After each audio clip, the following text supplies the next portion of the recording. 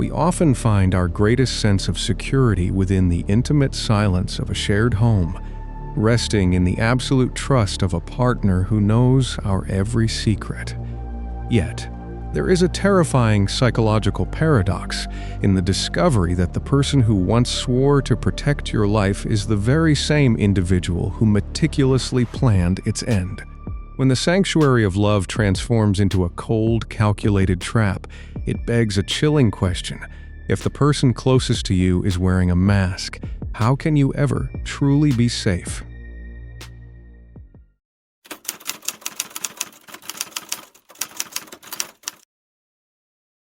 The afternoon of March 31st, 2023, brings a freezing wind off the Mississippi River into the quiet streets of Winona, Minnesota.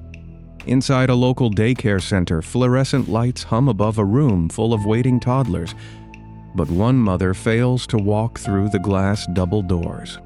26-year-old Madeline Kingsbury possesses a reputation built on absolute reliability, yet the clock ticks past pickup time with zero word from her. Daycare workers stare at the empty driveway, their unease growing with every passing minute of silence. A missed pickup defies every established pattern in Madeline's existence, triggering a massive law enforcement response. The search begins before sunset, tearing apart the illusion of safety in this tight-knit river community. The city of Winona sits nestled deep in the Mississippi River Valley, surrounded by towering limestone bluffs and dense, unforgiving forests. Winters here stretch long and bitter, locking the landscape in ice until late spring brings a slow, muddy thaw. In this insular, hard-working community, Madeline Kingsbury builds a life centered around structure and ambition.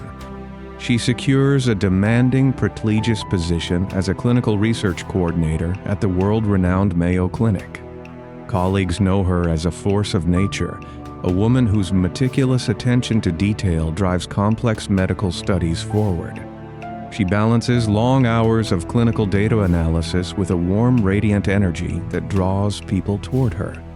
Friends describe a woman overflowing with ambition, yet her true world revolves around a different axis. 2 young children anchor her existence, giving her a fierce determination to provide a perfect home. Every weekend involves park visits, careful meal planning, and an unwavering focus on their future. Behind the closed doors of her quiet residential street, an unspoken darkness suffocates her daily routine.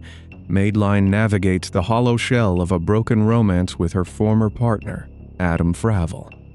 The emotional fracture between them runs deep, stemming from years of quiet tension and subtle manipulation. Fravel lacks the same burning career ambition, creating a stark contrast to Madeline's relentless upward trajectory. Despite the collapse of their romantic bond, the two maintain an uneasy truce under one roof.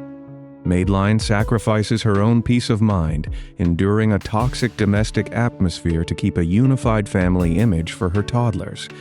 The living arrangement requires constant emotional compartmentalization, forcing her to smile through underlying dread. Fravel acts as a passive presence in the home, a shadow haunting the edges of her vibrant life. Friends notice her growing exhaustion, the heavy toll of sharing a space with a man she no longer loves, as she begins forming quiet exit strategies to sever the final ties binding her to Fravel. The morning of March 31st begins like any other Friday, governed by a rigid, unbreakable schedule. Madeline wakes up early, moving through the dim light of her home to prepare bottles and pack lunches. The crisp spring air bites at the windows as she gets her 2 toddlers dressed for the day. Her dark blue Chrysler Town & Country van sits, parked in the driveway, waiting for the morning commute. She balances her demanding Mayo Clinic workload with the exhausting reality of shared parenting, projecting an image of total control. Fravel occupies the house alongside her, blending into the frantic morning routine as they prepare to leave. The distance from their front door to the local daycare spans only a few miles across town. Nothing in her demeanor suggests panic, fear, or any intent to abandon the life she worked so hard to build. She walks out the front door, stepping into the biting morning air, unaware of the shadow falling over her final hours. Surveillance cameras capture the dark blue Chrysler van pulling into the daycare parking lot at 8:15 in the morning. Madeline and Frovel exit the vehicle together, walking their children through the glass doors into the warm, bright building. The drop-off proceeds without any visible friction, matching the standard routine of countless other parents in Winona. By 8:30, the van returns to their shared residence, parking in the exact same spot in the driveway. Frovel later tells investigators a specific detailed narrative regarding the hours following this return. He claims Madeline needed to log onto her computer for a morning shift with the Mayo Clinic, retreating into her home office. According to his official statement, he borrowed her van at 10 in the morning, driving away to handle routine errands and visit property owned by his parents.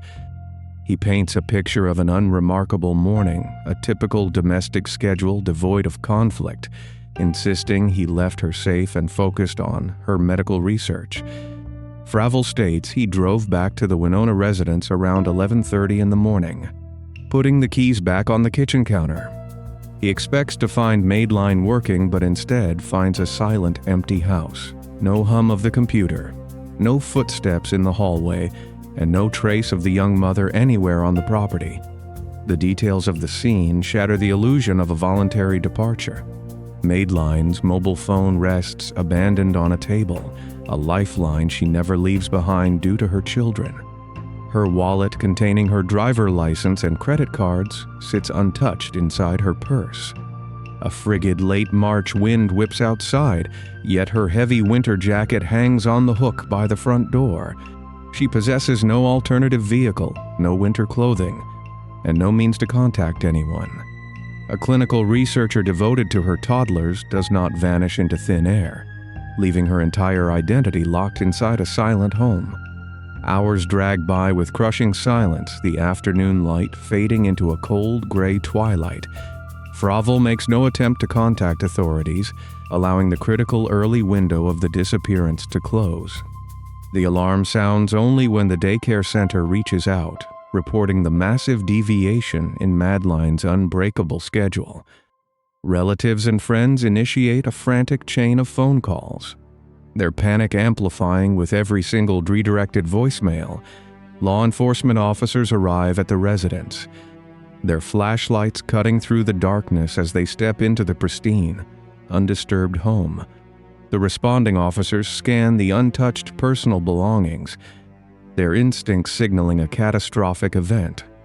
The absolute absence of a struggle inside the house presents a terrifying paradox for the detectives. A woman walked into her home at 8:30 in the morning and ceased to exist by noon, leaving 0 footprints in the snow, forcing the Winona Police Department to turn a cold gaze toward the last man to see her alive. The immediate hours following the missed daycare pickup plunged the Winona Police Department into a frantic grid-by-grid manhunt. Detectives map out the physical geography between the Kingsbury residence and the surrounding rural highways, establishing a massive search radius. The primary focal point of the investigation zeroes in on the movements of Madeline's dark blue Chrysler town and country van. Investigators issue urgent public bulletins across regional dispatch networks, asking residents to check doorbell cameras and trail monitors. They demand footage capturing any sign of the vehicle traveling along State Highway 43 or County Road 12 on the morning of March 31st. The precise window of interest locks between 8 in the morning and 1:30 in the afternoon, directly challenging Frovel's initial narrative. Law enforcement sets up command posts under the glow of portable sodium lights, coordinating hundreds of emergency responders. A bitter wind sweeps through the deep ravines and dense forests, threatening to erase potential tire tracks or footprints in the lingering snow. The absence of digital activity from Madeline creates a terrifying void, leaving the physical movements of that van as the sole remaining thread. Every passing hour amplifies the dread as the harsh Minnesota wilderness offers endless hiding places beneath its frozen surface. While police scour the treacherous terrain, the local community rallies with unprecedented force to search for the missing mother. Thousands of volunteers gather in church parking lots and community centers, forming massive shoulder-to-shoulder line searches across the muddy fields. Amidst this overwhelming display of public desperation, Fravel remains noticeably detached from the physical search operations. Instead of walking the grid lines, he issues a rigid formal statement through an attorney, actively denying any involvement in her disappearance. He claims a profound cooperation with law enforcement, projecting the image of a bewildered partner desperate for the return of his children's mother. Detectives quietly observe his demeanor, noting the stark contrast between the agonizing panic of Madeline's family and his calculated public posture. Investigators begin securing search warrants for his electronic devices, peeling back the layers of his digital footprint. They cross-reference his sworn statements with local traffic cameras mounted along the main arterial roads out of Winona. The camera data refuses to align perfectly with the casual errand-running timeline he provided during his initial interview. A silent game of cat and mouse begins, with detectives building a shadow case while maintaining the facade of a standard missing person inquiry. The geographical realities of southeastern Minnesota become the central battlefield for the investigative team. Fravel claims he drove the borrowed Chrysler van south to visit property maintained by his family in the rural town of Mabel. This specific location sits roughly 45 miles away from the Winona residence, requiring a drive-through winding, isolated bluff country.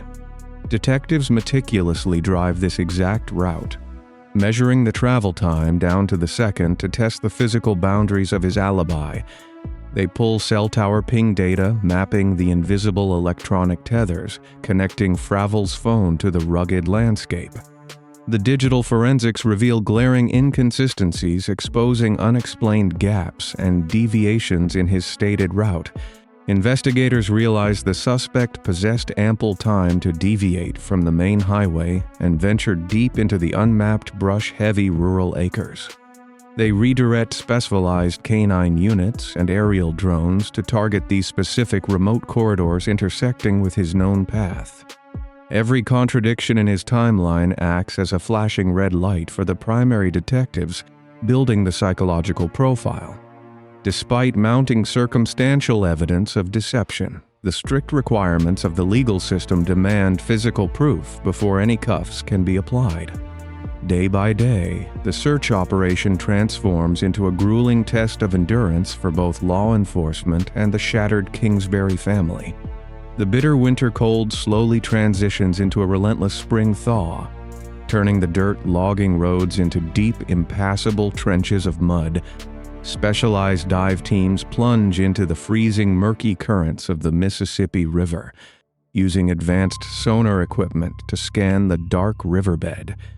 Helicopters chop through the sky above the dense canopy, utilizing thermal imaging cameras to detect any anomalies hidden beneath the thick brush.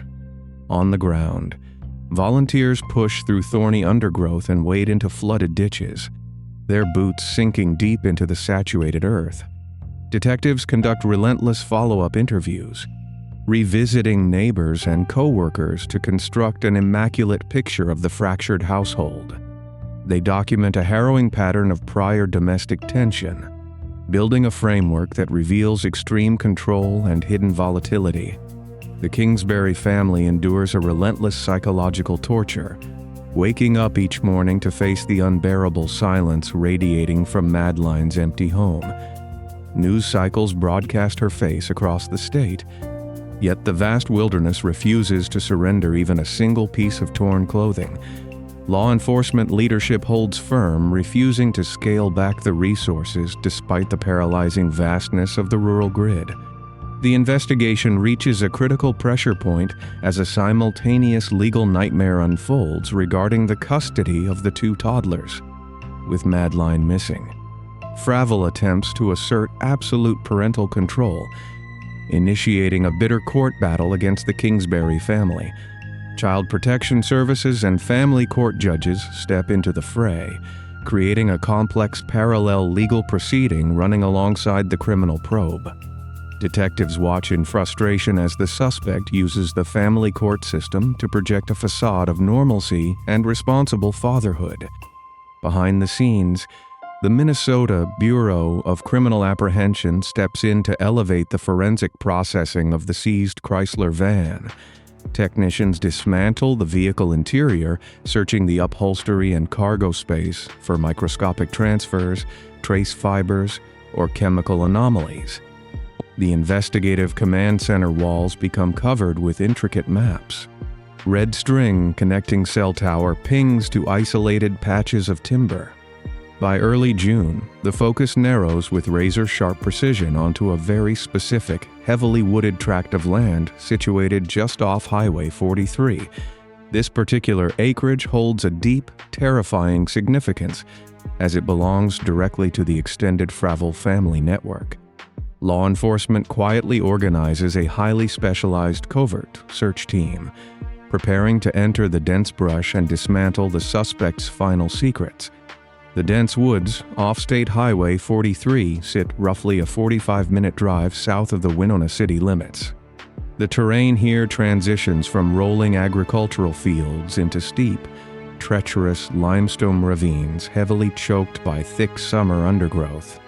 This specific sprawling tract of acreage remains under the direct stewardship of the Fravel family, serving as private recreational land completely isolated from public view.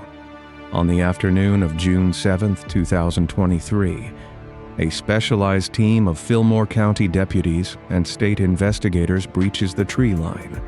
The air hangs thick with humidity and the deafening hum of cicadas as the searchers form a shoulder-to-shoulder grid line. They push through walls of thorny brush, their boots snapping dead branches in the oppressive stillness of the rural timberland. The overarching canopy blocks out the sun, casting long, disorienting shadows across the forest floor. Step by step, the investigators sweep a secluded ravine located just off a narrow, unpaved logging trail. The geographical isolation of this spot proves a terrifying reality, revealing that only someone with intimate, lifelong knowledge of the property could navigate it unseen. A seasoned deputy pauses, his gaze locking onto a subtle, unnatural disturbance in the dense vegetation ahead. The natural decomposition of the forest floor gives way to something entirely synthetic, triggering an immediate halt to the search line. The investigative team converges on a shallow depression concealed beneath a heavy layer of tangled branches and dead foliage. A heavy silence falls over the deep woods as the lead forensic technicians step forward to clear the obscuring debris. Beneath the twisted roots, they uncover human remains wrapped tightly in a fitted bedsheet, bound with heavy adhesive tape. The specific choice of bedding matches materials missing directly from the shared residence in Winona, instantly connecting the desolate ravine to the quiet, suburban home. The calculated concealment reveals a chilling, methodical effort to erase a mother from existence, demonstrating zero remorse or panic. Crime scene investigators erect secure perimeters, deploying portable generators and high-intensity lighting as the sun sets over the limestone bluffs. While the extraction team meticulously recovers the evidence, a separate tactical unit moves rapidly back in the city limits. Law enforcement intercepts Adam Fravel, tearing away his facade of the grieving, cooperative father in a matter of seconds. Handcuffs click heavily around his wrists, ending a grueling 69-day game of deception and psychological torture. He offers no grand confession, maintaining an arrogant, stone-faced silence as patrol vehicles transport him to the county lockup. The man who hid in plain sight pretending to search for the mother of his children finally faces the crushing weight of the physical truth he tried to bury in his own backyard. The criminal justice system immediately locks Fravel inside a concrete cell, denying any opportunity for pretrial release. Prosecutors formally indict him on charges of first-degree premeditated homicide, alongside severe enhancements for a documented past pattern of domestic abuse. The trial commences in November 2024, drawing intense media scrutiny to the regional courthouse. The prosecution constructs an impenetrable wall of circumstantial and physical evidence, dismantling every lie frovel spun during the initial investigation. Digital forensics experts take the stand, projecting the damning cell phone tower pings that trace his exact path to the clandestine grave. Investigators highlight the sheer arrogance of a perpetrator who utilized his own family land, assuming his local influence would shield him from discovery. Friends and colleagues testify to the escalating terror line endured behind closed doors, shattering the defense narrative of a peaceful domestic partnership. The defense team attempts to exploit minor procedural discrepancies, fighting aggressively to introduce reasonable doubt regarding the timeline. However, the meticulous, slow-burn police work conducted over those 69 agonizing days leaves zero room for legal loopholes or technical acquittals. The rigid, methodical documentation of the crime scene and the digital tracking completely isolate the defendant. The courtroom falls into a suffocating silence as the jury returns from deliberations, clutching the final verdict forms. The jury foreperson reads the decision, finding Adam Fravel universally guilty across all 4 primary criminal counts. Fravel stores blankly ahead, his mask of superiority completely shattered by the sheer finality of the judicial strike. In December 2024, the presiding judge delivers a mandatory sentence of life in a state penitentiary without the absolute possibility of parole. The heavy wooden gavel strikes the sound block, bringing a definitive end to his reign of manipulation and control. The Kingsbury family finally breathes a collective sigh of relief. Though the monumental justice cannot replace the vibrant mother stolen from those 2 young children. Law enforcement officers watch the bailiffs lead the convicted predator out of the courtroom in heavy metal chains, concluding a masterclass in modern investigative perseverance. The community slowly begins to heal, transforming their lingering grief into legislative pushes for stricter domestic violence monitoring. Yet, the chilling reality of a partner using a shared vehicle to conceal a horrific act echoes across the nation. Far to the south, another young woman embarks on a cross-country journey in a similar white van, completely unaware that her own fiance is steering her toward an isolated permanent darkness.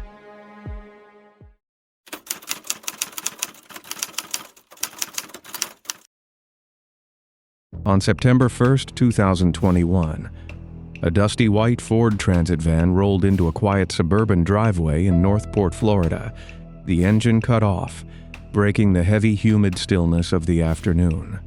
The driver door opened. 23-year-old Brian Laundrie stepped out into the sweltering heat, a solitary figure. During previous months, he departed on a cross-country journey of a lifetime with his fiancée, sharing every smiling moment with the world. He returned in absolute silence. The passenger seat remained empty, holding on to a dark, unspoken secret destined to captivate and horrify an entire nation. Gabrielle Petito was a 22-year-old woman radiating warmth, creativity, and a desperate craving for adventure. Raised in Suffolk County, New York, she possessed an artistic spirit, spending her days crafting a curated online presence built with absolute precision. She dreamed of converting a simple cargo van into a rolling home, planning to document her travels across the sprawling American wilderness. By July 2021, she turned that dream into a physical reality. She transformed a plain white 2012 Ford Transit van into a bohemian sanctuary. String lights framed a small bed, wood paneling lined the curved walls, and organized storage bins held their entire lives. The interior measured a mere 70 square feet, creating a tight, enclosed bubble of intimacy. It was a picturesque setup designed to showcase a flawless, romantic, nomadic lifestyle to her growing audience of online followers. Brian Laundrie served as the quiet, brooding counterweight to her bright energy.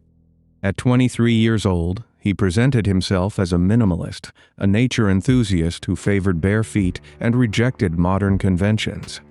Together they navigated the vast, sun-baked highways stretching from the East Coast toward the jagged, monumental peaks of the American West. The reality of two people confined within a tiny metal box during the height of summer shattered their digital facade. The claustrophobia intensified with every passing mile. The relentless heat, the lack of private space, and their underlying psychological friction began to erode their bond. They documented pristine sunsets and dramatic canyons on camera, masking a toxic dynamic brewing in the shadows. The immense contrast between the radiant edited photographs and their dark, isolated reality set the stage for a tragic unraveling. The first public fracture occurred on August 12, 2021. Amid the red rock formations and searing heat of Moab, Utah, a concerned bystander called local law enforcement, reporting a physical altercation between a man and a woman near an organic cooperative market. Officers from the Moab City Police Department intercepted the white van on the dusty shoulder of the highway situated outside the town limits. Body camera footage captured Gabrielle in a state of sheer, hyperventilating distress. Tears streamed down her face, her chest heaving as she tried to articulate the immense psychological weight bearing down on her. Officers separated the two, examining scratches on the face of Brian and listening to his calm, collected dismissals here. A massive systemic failure occurred. Rigid protocols and a fundamental misreading of intimate partner dynamics led the officers to categorize the incident as a mental health crisis rather than a domestic assault. They secured a hotel room for Brian, leaving an emotionally shattered Gabrielle alone with the van, allowing a dangerous predator to maintain control of the narrative. Following the intervention in Utah, the couple resumed their journey, driving north into the sprawling, isolated wilderness of the Grand Teton National Park in Wyoming. Towering, snow-capped mountains loomed over dense pine forests and vast, desolate plains of sagebrush. The final days of August brought a chilling shift in the digital footprint of Gabrielle. Her vibrant, detailed social media posts vanished, replaced by sparse, uncharacteristic text messages. Her mother received a strange message referencing her grandfather by his first name, a jarring departure from her normal affectionate tone. Another text claimed she had zero cellular service in Yosemite, a geographic impossibility given her known location in Wyoming, located hundreds of miles away. These digital ghosts served as desperate silent alarms, signaling a dark turn in the shadows of the mountains. The electronic lifeline connecting Gabrielle to her family went dead. On September 1st, the white van pulled into the driveway of the Laundrie family home in Florida. Brian navigated the thousands of miles from Wyoming in complete silence, retreating into the fortress of his childhood home. In New York, the family of Gabrielle began to experience a creeping, suffocating dread. They sent frantic text messages, dialed phone numbers, and reached out across every available platform. Their pleas for information met a wall of absolute silence. The parents of Brian ignored the desperate inquiries, hiding behind closed doors and drawn blinds. The heavy metallic click of locks echoing in that Florida home symbolized a total abandonment of basic human decency. They offered zero explanations, zero comfort, and zero indication of the whereabouts of the young woman who had lived under their roof. The profound psychological torture inflicted on her parents escalated with every passing, unanswered hour. Driven to the brink of despair, the mother of Gabrielle contacted the Suffolk County Police Department in New York on September 11, 2021. She filed an official missing person report, setting off a complex jurisdictional nightmare. Investigators faced an unprecedented logistical hurdle. The family sat in New York. The final confirmed location sat deep within the rugged terrain of Wyoming, and the sole person holding the answers remained barricaded in Florida. The Northport Police Department attempted to interview Brian at his residence. He refused to speak, handing the officers a card for his defense attorney instead. This blatant refusal to cooperate, coupled with the strange circumstances of his solo return, ignited an absolute media firestorm. Television networks and internet sleuths latched onto the mystery, broadcasting the smiling digital ghost of Gabrielle across millions of screens, demanding answers from a man determined to remain silent. On September 11, 2021, a heavy shroud of legal obstruction descended upon the investigation. Detectives from the Northport Police Department stood outside the Laundrie family home, separated from answers by a simple wooden front door and a rigid barrier of constitutional protections.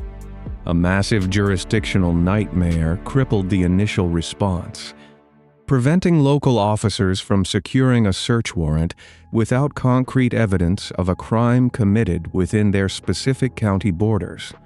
Florida law enforcement possessed zero legal authority to compel the primary person of interest to speak or submit to an interrogation. Brian invoked his Fifth Amendment right to counsel, barricading himself behind high-priced legal representation and refusing all requests for an interview. His defense attorney, Stephen Bertolino, released a sterile statement directing all communication through his office, cementing a wall of silence. The parents of Gabrielle sat thousands of miles away in New York, paralyzed by this bureaucratic blockade. Federal Bureau of Investigation agents began coordinating a multi-state operational web, attempting to piece together a timeline from a jigsaw puzzle of fragmented digital clues. Investigators spent agonizing days filing administrative subpoenas for bank records and cellular phone data, fighting through rigid telecom corporate protocols while the clock ticked forward. While detectives navigated immense piles of legal paperwork, a monumental surveillance failure allowed the prime suspect to orchestrate a quiet departure. The Laundrie residence sat roughly 15 miles away from the Carlton Reserve, a sprawling wilderness encompassing 24,000 acres of dense, hostile Florida swamp. On September 13th, Brian packed a dark canvas backpack, climbed into his silver Ford Mustang, and drove toward this flooded terrain. A critical gap in law enforcement protocol occurred during this exact window of time.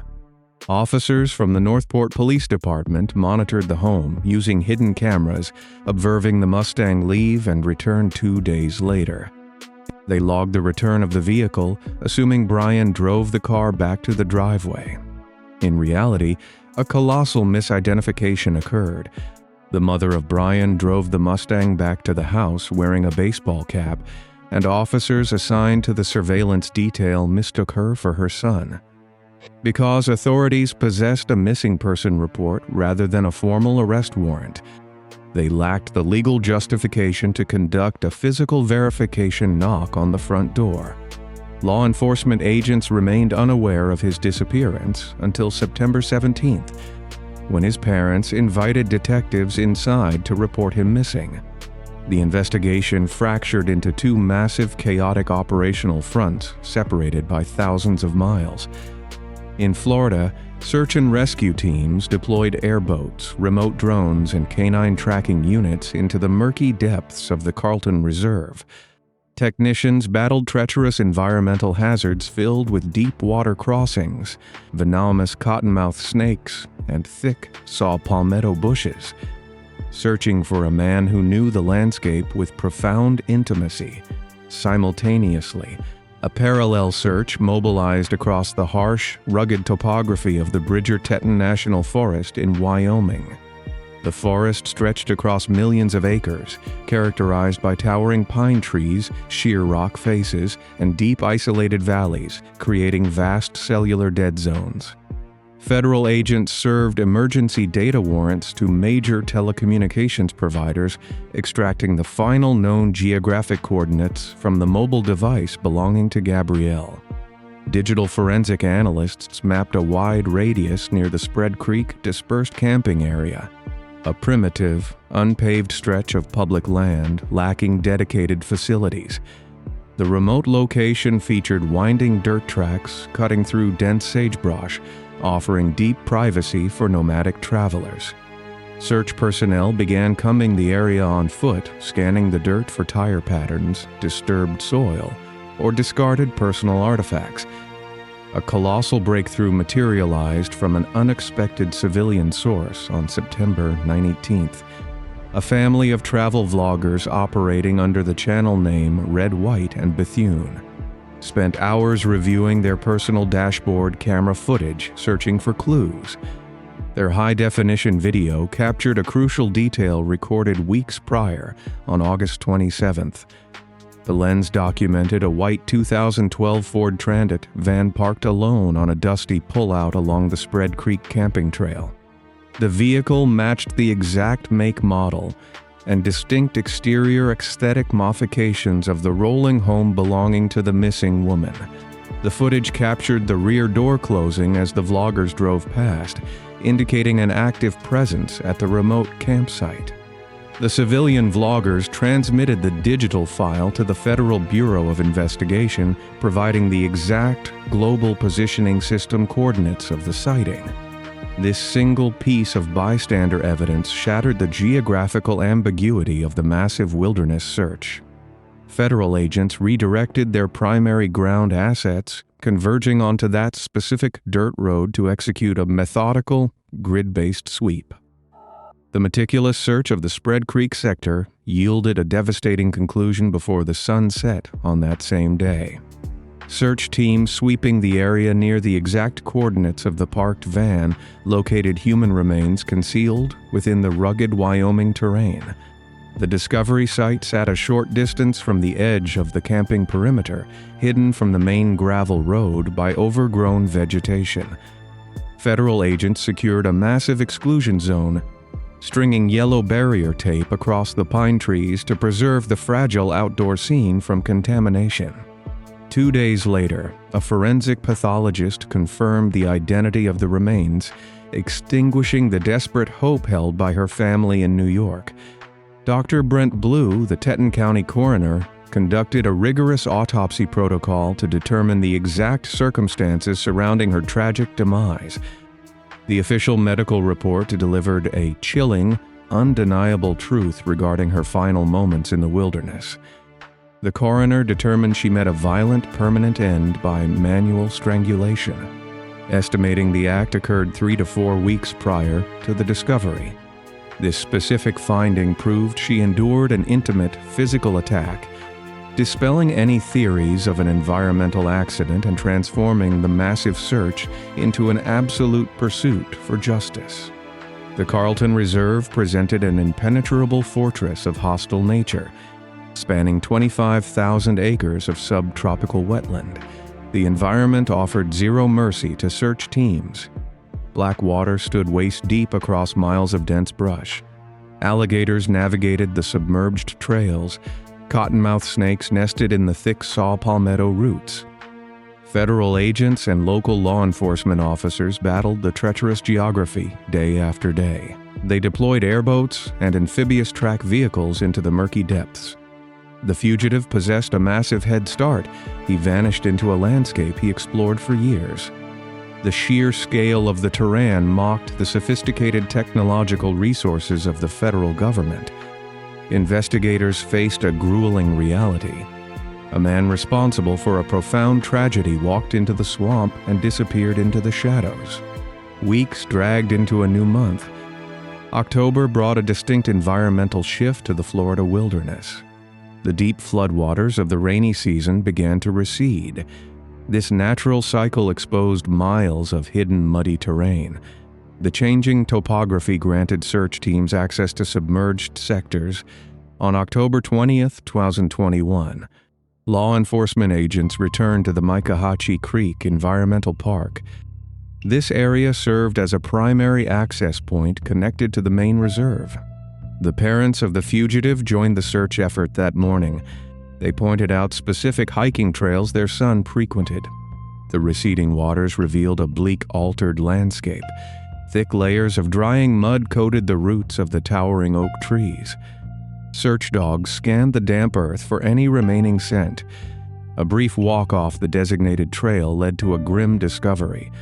Search teams navigated through a dense patch of overgrown vegetation. They located items belonging to the fugitive resting on the damp ground. A dark backpack and a waterproof dry bag sat abandoned in the mud. Scattered near these personal artifacts, law enforcement agents discovered the physical remnants of a human body. The harsh swamp ecosystem degraded the remains beyond initial recognition. Investigators established a secure perimeter around the isolated scene. Dental records provided absolute confirmation of identity. The intense nationwide manhunt reached a definitive silent conclusion in the dirt. The medical examiner evaluated the remains at the county laboratory. The final forensic report determined the fugitive ended his flight from justice by his own hand using a firearm. The items recovered from the swamp floor held the final pieces of the puzzle. The dry bag protected a spiral-bound notebook from the corrosive floodwaters. Federal Bureau of Investigation laboratory technicians opened the waterlogged pages.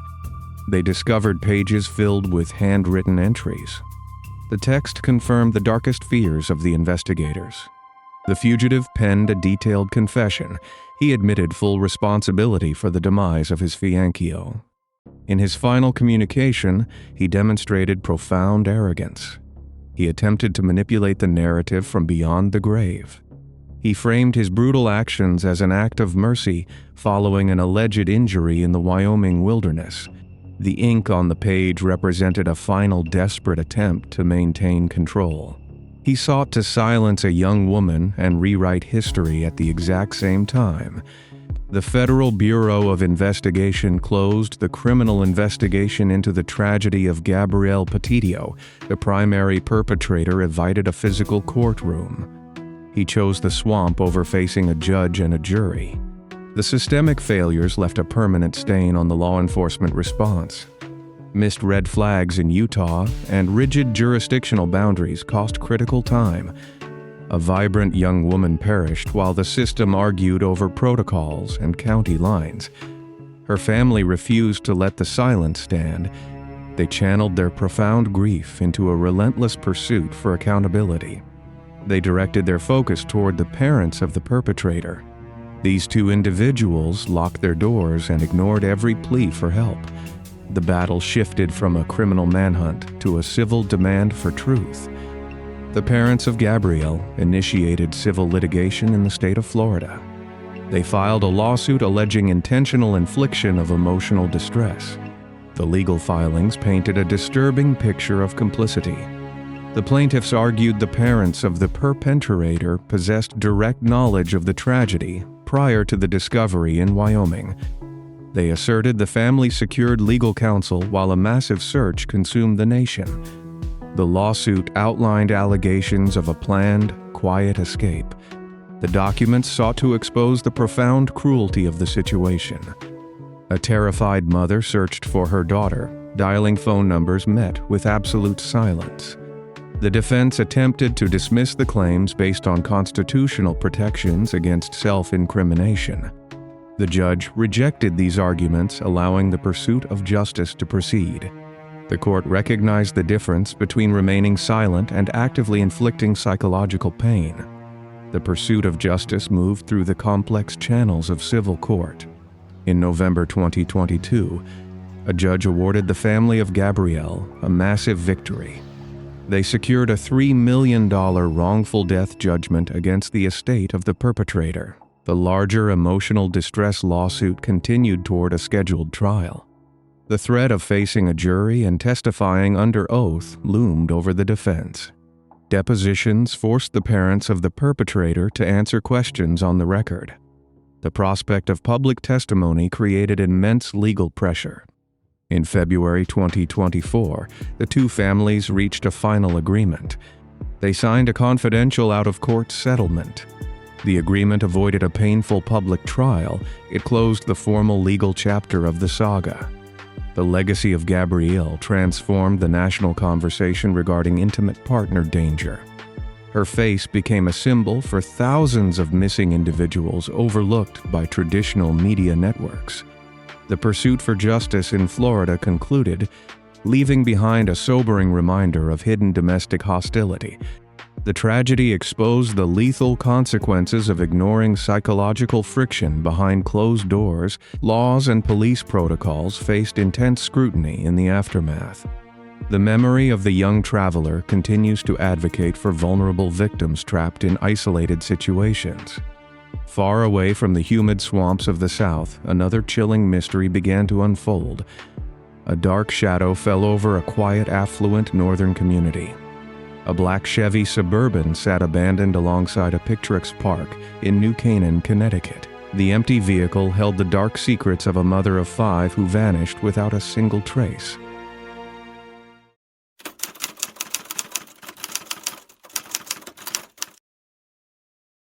On the early evening of May 24, 2019, twilight settles over the dense woods bordering Wavenarvany Park in the affluent town of New Canaan, Connecticut. A sleek black Chevrolet Suburban sits parked irregularly along a quiet perimeter road, its engine cold and its driver completely unaccounted for. Patrol officers approach the abandoned vehicle with caution, shining their flashlights through the tinted glass only to find empty seats and profound silence. The registered owner of the SUV is 50-year-old Jennifer Dulos, a devoted mother of 5 children who has seemingly vanished into the damp spring air. The discovery of this isolated vehicle transforms a quiet suburban evening into ground zero for one of the most complex investigations in state history. Before the shadows crept over Waney Park, Jennifer Dulos lived a life defined by deep maternal devotion and a steadfast grace. She resided in an expansive rented home situated on Wells Lane, an exclusive residential enclave nestled deep within the rolling hills of New Canaan. The sprawling property featured manicured lawns, mature oak trees, and a detached 3-car garage positioned at the end of a long, secluded driveway. Inside those walls, Jennifer centered her entire universe around her 5 young children, dedicating her days to school drop-offs, meal preparations, and endless extracurricular activities. She was a talented writer and an educated woman from a prominent family, possessing a warmth that easily drew people toward her. However, beneath the polished surface of her wealthy lifestyle, an exhausting undercurrent of fear consumed her daily existence for nearly 2 years. Jennifer was trapped in a bitter and contentious divorce from her estranged husband, a charismatic luxury real estate developer named Fotis Dulos. Fotis operated his construction business out of Farmington, a town located nearly 70 miles north of New Canaan, creating a distinct geographical divide between the warring parents. The distance offered Jennifer a fragile sense of physical safety, yet it did nothing to shield her from the relentless legal warfare playing out in the family court system. Every single day felt like an emotional tightrope walk for the protective mother. She documented her profound fears in court filings, expressing her belief that her estranged husband would resort to extreme measures to maintain control over their children. Her affluent surroundings provided no true refuge from the crushing psychological weight of a custody battle that showed absolutely no signs of resolution. While Jennifer sought peace in New Canaan, Fotis Dulos navigated an entirely different reality inside his sprawling Farmington mansion. He projected the image of a successful, ambitious businessman who built spectacular luxury estates for the upper echelon of society. He hosted lavish parties, engaged in competitive water skiing, and maintained a curated facade of unending wealth alongside his new girlfriend. The truth hiding behind his expensive suits and confident smile was far more precarious, driven by mounting debts and severe professional instability. Fotis was dependent on financial backing from Jennifer's wealthy family to fund his real estate ventures, a pipeline of money that had dried up upon their separation.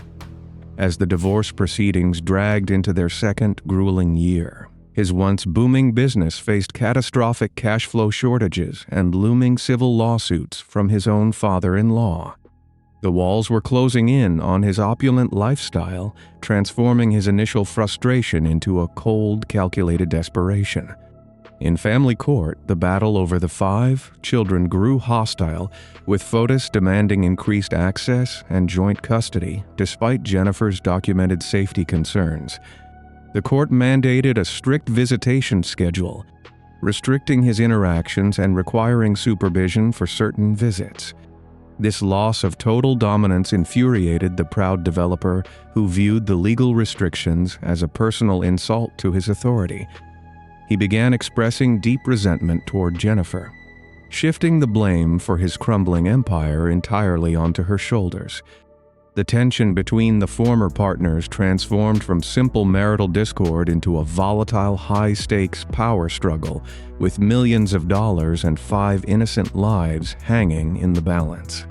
The morning of Friday, May 24, 2019, began with the familiar, chaotic rhythm of a busy household preparing for the day. Shortly before 8 o'clock in the morning, Jennifer loaded her children into her black Chevrolet Suburban and drove them to their private school. The route took her through the winding, tree-lined streets of New Canaan, a brief journey that marked the final time her children would ever see her smile. After dropping them off, she guided her large vehicle back toward the quiet isolation of her Wells Lane property. Security cameras from neighboring estates captured her SUV rolling down the street and turning into her long driveway at exactly 8 minutes past 8 o'clock. Jennifer had a busy schedule planned for that morning, including scheduled medical appointments located in New York City, roughly 1 hour away by train. When she failed to arrive at her first appointment, a ripple of unease spread through her close-knit circle of friends and family. Her mobile phone went straight to voicemail, and her prompt text message replies ceased. Hours ticked by with no sign of the devoted mother, an uncharacteristic behavior for a woman who anchored her entire existence around her children's schedules. By the late afternoon, her friends realized that something was profoundly wrong and contacted the local authorities. The New Canaan Police Department dispatched officers to the Wells Lane residence to conduct a standard welfare check, hoping to find a simple misunderstanding. The arriving officers steered their cruisers down the long, private driveway of the Wells Lane property, noting the eerie stillness surrounding the massive home. They approached the front door, pounding on the heavy wood and announcing their presence. But only the hollow echo of their own voices answered. Following standard protocol for an unresponsive resident, the officers navigated around the perimeter of the house toward the detached 3-car garage. They peered through the garage windows and noticed that the space where Jennifer usually parked her Chevrolet Suburban was empty, though another family vehicle remained inside. Upon gaining entry to the garage, the routine welfare check abruptly transformed into a harrowing crime scene investigation. The concrete floor bore unmistakable, disturbing marks that indicated a recent and frantic cleaning effort. Swaths of the flooring appeared wiped down, while dark, ominous smears stained the surrounding surfaces and the side of the parked vehicle. Investigators summoned forensic technicians who deployed specialized chemical agents that illuminate biological matter invisible to the naked eye. The darkened garage glowed with a terrifying constellation of evidence, revealing large patches of bodily fluids that someone had attempted to wash away. Further inspection uncovered secondary signs of a desperate physical altercation, including damaged items and microscopic droplets scattered across the walls. The local police secured the perimeter with yellow tape, locking down the expansive estate as a major crime scene. Within hours, detectives reclassified the missing persons report into a full-scale criminal investigation, recognizing instantly that Jennifer Dulos had met a brutal, permanent end right inside her own sanctuary, as forensic technicians processed the chilling scene inside the Wells Lane garage. A separate team of state detectives directed their attention 70 miles north toward the town of Farmington. The investigators navigated the winding roads leading to the sprawling luxury estate owned by Fotis Dulos, seeking answers regarding his movements on the morning of May 24th. Fotis greeted the arriving officers with an unwavering smile, projecting the calm demeanor of an ordinary businessman unbothered by the sudden police presence. When questioned about his estranged wife, he produced a rigid timeline designed to form an impenetrable legal defense. He claimed he spent the entire morning working inside his Farmington home office, conducting meetings with colleagues and placing routine business calls. To corroborate his story, he offered his cellular phone data, which showed the device pinging local cellular towers near his residence throughout the critical hours of the disappearance. This digital footprint presented a massive forensic challenge for the detectives, creating a formidable dead end that stalled the investigative momentum. The data suggested it was impossible for Fotis to be in New Canaan when Jennifer vanished, giving him a powerful legal shield. The arrogant developer believed he had outsmarted the justice system by relying on the unquestioned authority of modern technology. Seasoned investigators understood that a phone remaining stationary did not guarantee its owner remained with the device. Detectives secured search warrants for the Farmington property and began interviewing the employees of his luxury construction firm. They soon discovered a glaring anomaly within the company fleet, focusing their attention on an employee named Paul Gumini. The timeline began to fracture when police learned that Fotis had instructed Paul to leave his personal vehicle at the Farmington property that specific morning. To dismantle the digital alibi, investigators shifted their focus away from cellular data and turned to an expansive network of highway security cameras. They mapped the 70-mile stretch of Route 8, connecting the Farmington Valley to the coastal enclaves of southern Connecticut. Detectives scrutinized extensive grainy surveillance footage captured during the early morning hours of May 24th. The tedious task yielded a monumental breakthrough when a red Toyota Tacoma, matching the employee vehicle, appeared on the southbound highway cameras. The footage showed the truck traveling toward New Canaan, hours before Jennifer departed her home for the school run. Additional residential cameras located near Waveney Park captured the same red truck parking along a secluded, unpaved perimeter road just before 7 o'clock in the morning. Moments after the truck parked, another camera recorded a figure dressed in dark clothing riding a vintage French bicycle down the quiet neighborhood streets toward Wells Lane. Detectives pieced together a terrifying operational plan executed by a predator determined to evade detection. Fotis abandoned his cellular phone inside his Farmington office to generate a false digital alibi. He then commandeered his employee vehicle to avoid license plate readers and pedaled a bicycle to his estranged wife's property. The investigator timeline showed the red truck departing New Canaan shortly after the violent struggle in the garage, merging back onto the northbound highway. The flawless facade of the confident real estate developer began to crumble under the weight of this undeniable visual evidence. With the morning timeline established, state detectives turned their attention to the evening of May 24th to uncover how the crime scene had been cleared. They requested the cellular data for Fotis during the evening hours following the disappearance, mapping an unusual journey into the heart of the state capital.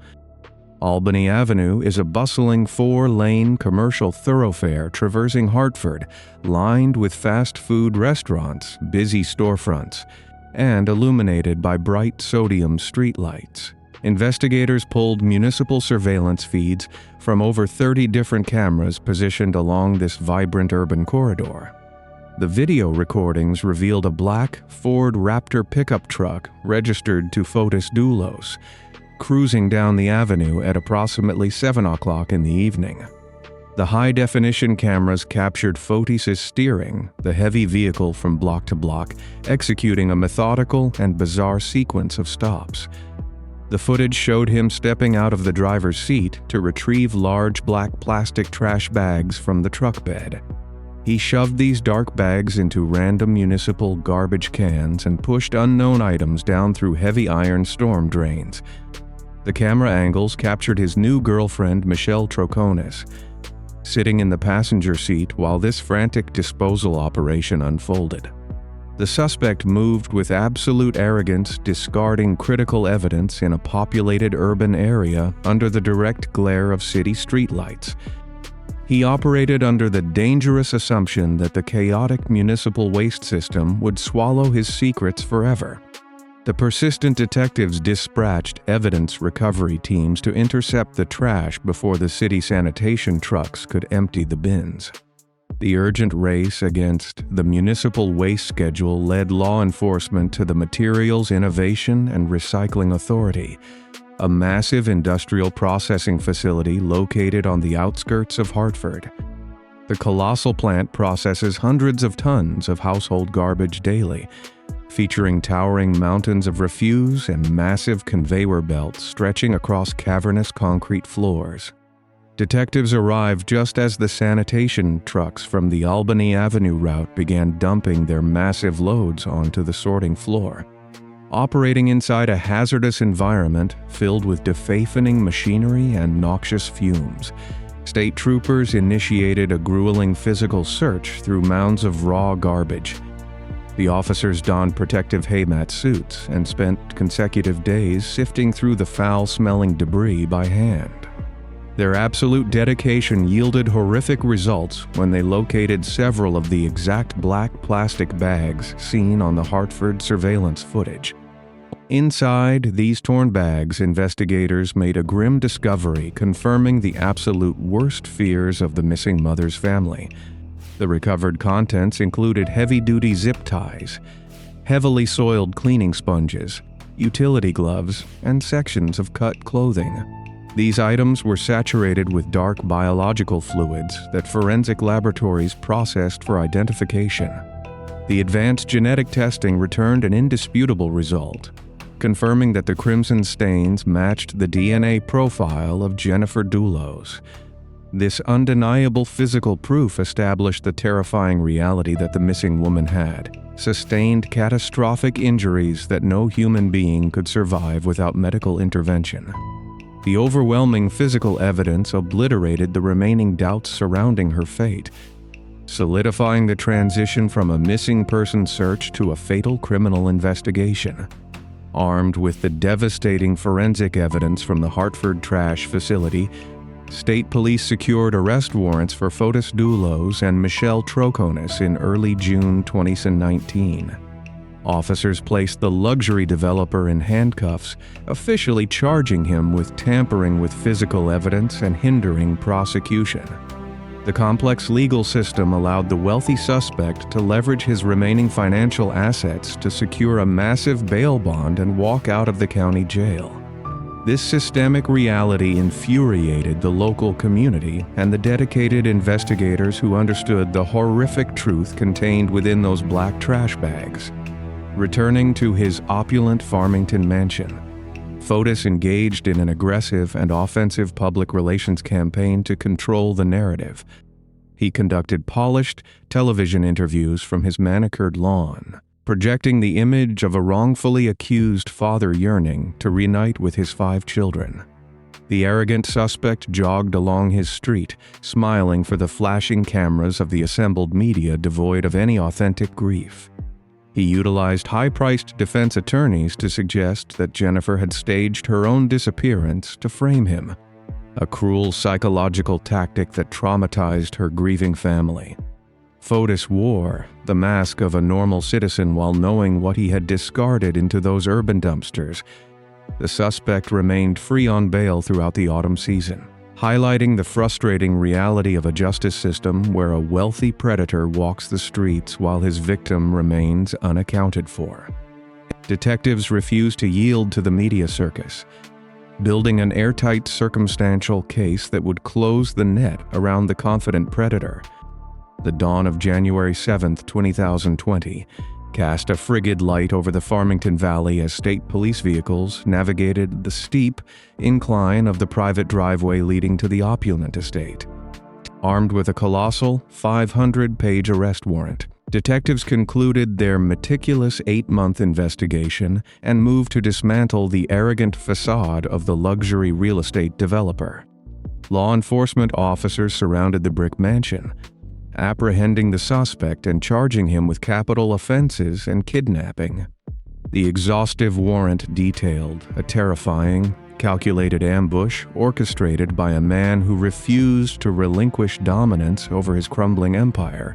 Investigators mapped out how the predator parked his employee vehicle on a secluded dirt path, pedaled a bicycle through the morning fog, and slipped into the darkness of the detached Wells Lane garage. He positioned himself amid the sporting equipment and parked vehicles, lying in wait for the mother of his children to return from the school drop-off. The physical evidence proved that a violent, devastating struggle ensued the moment the innocent woman stepped out of her black Chevrolet Suburban. The meticulous timeline showed the assailant binding the victim with heavy-duty zip ties and forcing her inside his commandeered truck before fleeing the suburban enclave.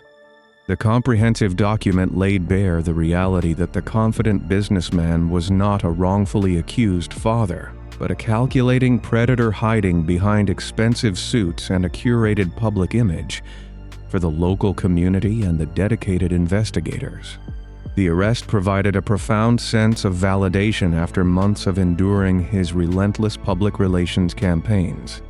The justice system finally possessed the overwhelming circumstantial proof required to hold the suspect accountable for the permanent absence of the devoted mother. The complex machinery of the criminal justice system offered the wealthy defendant one final loophole to evade the cold reality of a concrete prison cell, leveraging his remaining assets and professional connections. The suspect secured a staggering $6 million bond and returned to his expansive Farmington home under strict global positioning system monitoring. The luxury developer remained confined to the sprawling property, surrounded by the towering pines and isolation of the Farmington Valley, as his financial empire completely collapsed around him. The collateral used to secure his immense bail soon came under intense scrutiny from the bonding company, prompting a judge to schedule an emergency bond revocation hearing for the morning of January 28th, facing the absolute certainty of returning to a county jail. The arrogant facade of the confident businessman shattered under the immense pressure of his looming ruin.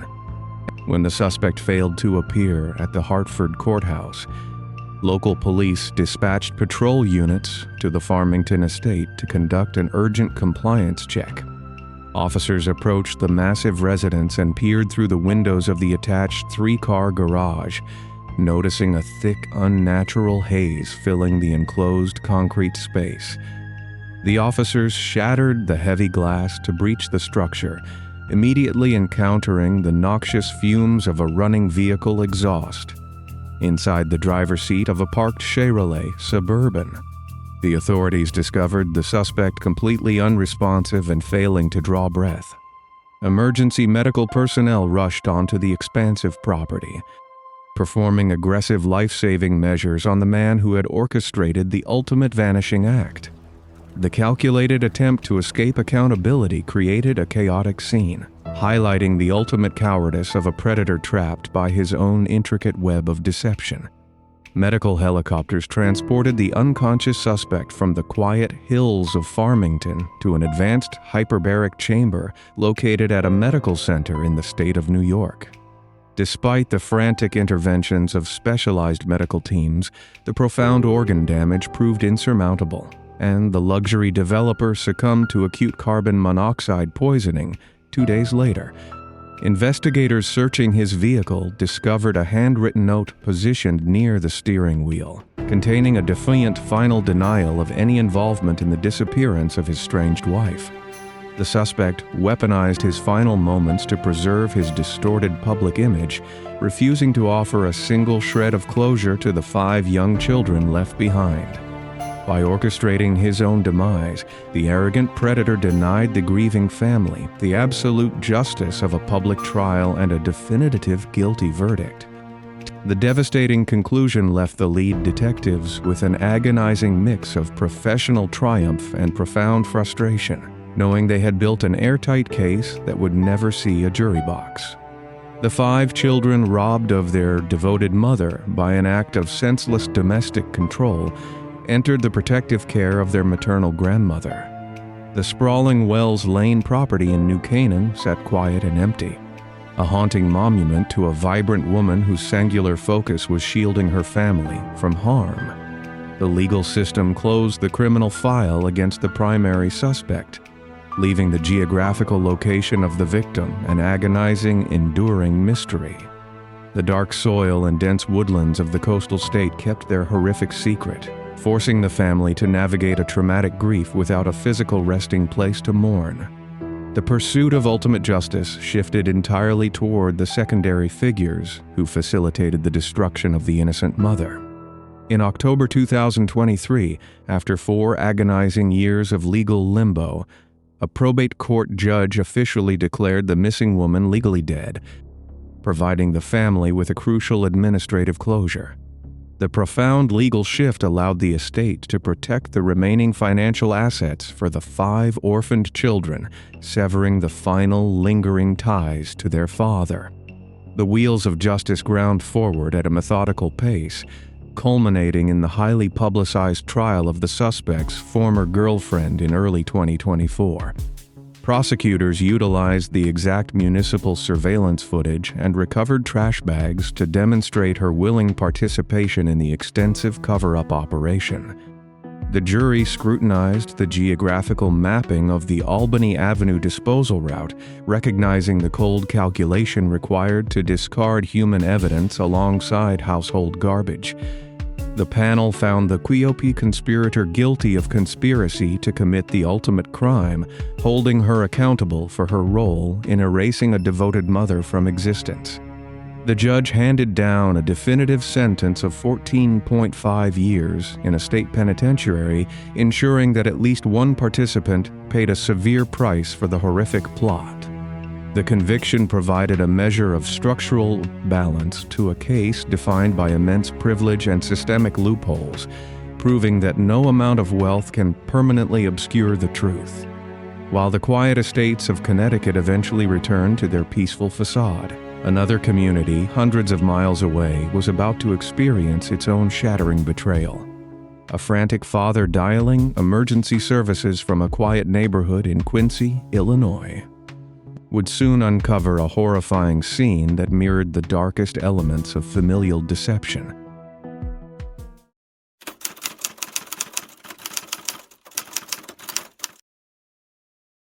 The chill of a Midwestern winter hung over Kentucky Road in Quincy, Illinois, on the afternoon of February 23, 2023. Frost clung to the edges of the manicured lawns. A father stood on the front porch of his daughter's home, his hands trembling against the heavy wooden door. The silence radiating from the house felt heavy and wrong. His daughter had failed to pick up her 3 young boys from school, breaking a strict afternoon routine. Panic set in as he twisted the doorknob, finding the deadbolt engaged. He forced his weight against the frame, splintering the wood, and stepped into the quiet hallway. The air inside felt stagnant. He moved past the kitchen, scanning the empty living spaces, his heart hammering against his ribs. He approached the master bathroom, pushed the door open, and stopped breathing. The scene on the tile floor shattered his reality in an instant. A desperate call to 911 followed, echoing into the freezing afternoon air. Then, the line went dead. Quincy is a historic river city perched on the bluffs of the Mississippi River. The town is known for tight-knit neighborhoods and ornate Victorian architecture. Rebecca Bleifnick was a 41-year-old registered nurse who lived for her 3 young boys.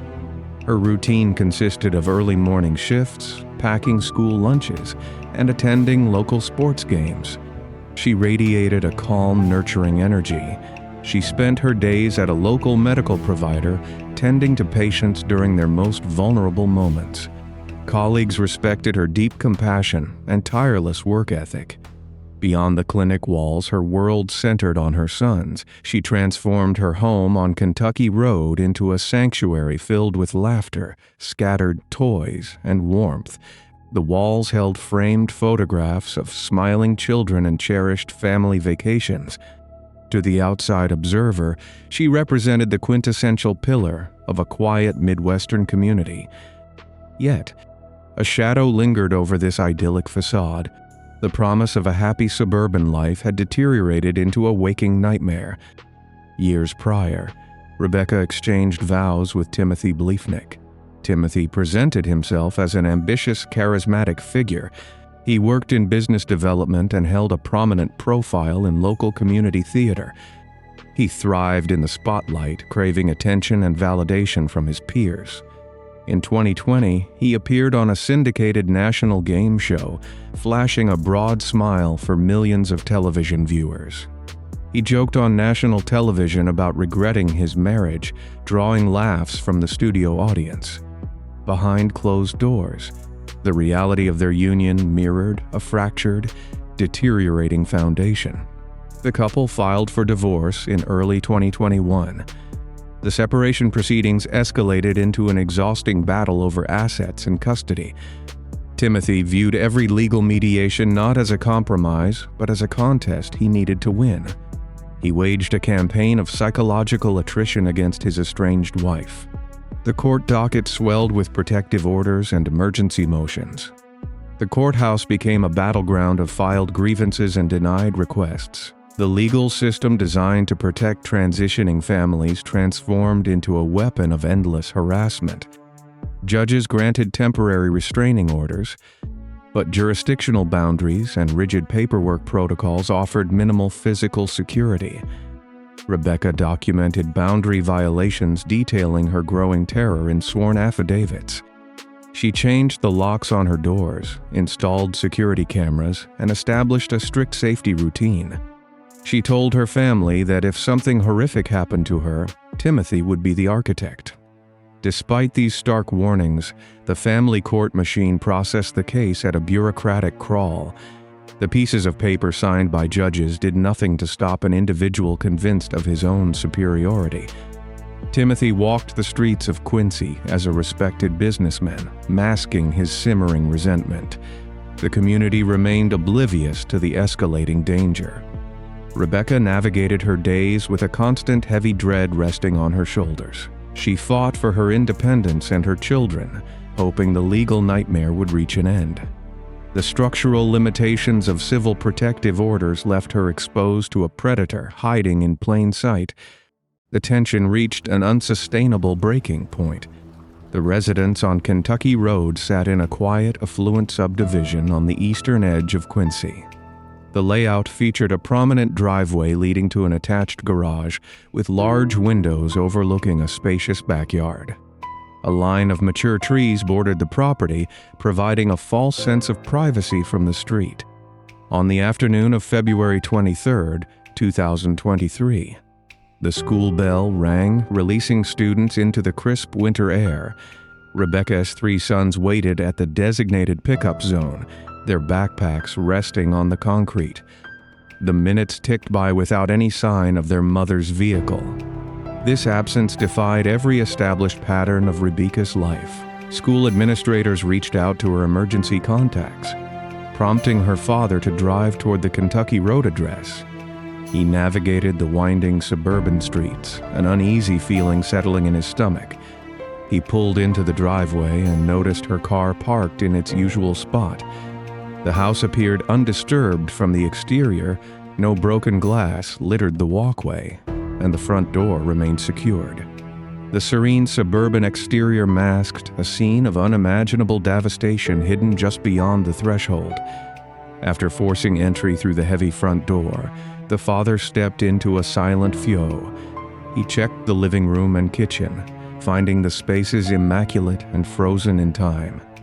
He moved down the hallway toward the master suite, pushing open the bathroom door. He found Rebecca on the tile floor, her life stolen from her in a devastating, permanent manner. Multiple ballistic impacts had ended her future, leaving a grim and irreversible reality in the quiet suburban bathroom. First responders flooded Kentucky Road within minutes of the emergency dispatch. Squad cars blockaded the intersections, and yellow crime scene tape formed a perimeter around the property. Detectives crossed the threshold, their boots stepping over the splintered wood of the forced entry. Patrol officers cleared the residence room by room, documenting the undisturbed windows and intact locks on the back doors. The absence of forced entry from the outside communicated a chilling narrative to the investigators. This was not a random burglary gone awry. A predator had targeted this specific home, executed a precise objective, and vanished into the night. The hunt for a phantom assailant commenced in the heart of a shattered community. The Quincy Police Department headquarters sits in the downtown district, roughly 5 miles west of the affluent subdivision on Kentucky Road. Detectives transported the initial scene data back to this centralized hub to formulate their strategy. Field officers canvassed the neighborhood surrounding Rebecca's home, knocking on doors and interviewing adjacent property owners. A chilling anomaly emerged from these initial conversations. Not a single neighbor reported hearing any loud noises or ballistic discharges during the preceding night. Investigators recognized this absolute silence as a critical piece of the puzzle, suggesting the assailant utilized a suppression device. Back at the precinct, lead detectives sat down with Rebecca's family members to map her personal relationships. Her father provided a clear, unwavering directive toward her estranged husband, Timothy Blyfnick. The investigation immediately pivoted, zeroing in on the bitter custody dispute and the extensive history of ignored protective orders. Detectives pulled the massive civil court file, noting the deep bureaucratic failures that allowed the harassment to escalate unchecked. Patrol units established a covered surveillance perimeter around Timothy's residence, watching his movements while the legal team drafted applications for search warrants. The manhunt transitioned from a search for a random intruder to a focused examination of a man hiding behind a mask of suburban normalcy. Timothy resided in a rental property on Hampshire Street, a historic residential thoroughfare located a short drive from the local courthouse. The house featured a deep front porch and stood clustered among similar early 20th century homes. On March 1, 2023, a coordinated team of law enforcement officers descended on the property to execute the secured search warrants. Uniformed officers secured the perimeter, while plainclothes detectives knocked on the front door. Timothy answered the door, projecting an aura of complete cooperation and rehearsed confusion. He played the role of the grieving, shocked ex-husband with theatrical precision, arrogant in his belief that he had outsmarted local law enforcement. Investigators bypassed his performance and initiated a methodical, grid-by-grid sweep of the interior spaces. Evidence technicians documented the living room, kitchen, and bedrooms, searching for any trace evidence linking him to Kentucky Road. Outside, a separate team breached his parked vehicle, cataloging receipts, global petitioning system data, and personal belongings left in the center console. The initial sweep of the main floors yielded mundane household items, seemingly validating Timothy's facade of innocent domesticity. Detectives knew the surface level of the home rarely held the darkest secrets, pushing them to inspect the less visible areas of the property. They directed their attention to a wooden door in the central hallway leading down beneath the main structure. The staircase descending into the basement of the Hampshire Street home opened into a dimly lit, unfinished subterranean space. Bare concrete walls lined the perimeter, and a distinct odor of damp earth filled the stagnant air. Crime scene technicians brought in portable halogen lights, casting stark shadows across a cluttered workbench positioned in the corner. Investigators approached the workstation and noted items completely incongruous with Timothy's daily life as a business development executive. They found an assortment of metal shavings scattered across the wooden surface alongside segments of altered plastic pipe. Detectives photographed specific filing, tools, drill bits, and discarded polymer casings resting on the bench. These raw materials matched the exact components required to manufacture a homemade ballistic suppression device. Evidence collection teams meticulously cataloged each metallic shaving and plastic fragment, placing them into sterile, sealed containers. The discovery provided a tangible explanation for the eerie silence reported by neighbors on the night of the attack. The predator had not simply walked into the Kentucky Road home. He had spent hours in this subterranean workshop engineering a tool of silent devastation. The basement held the physical blueprint of his calculated malice, shattering his carefully constructed public persona. Simultaneous to the physical search, the digital forensics unit began their work in a secure, windowless laboratory back at police headquarters. Cyber analysts connected the hard drives and mobile devices seized from the Hampshire Street residence to specialized extraction machines.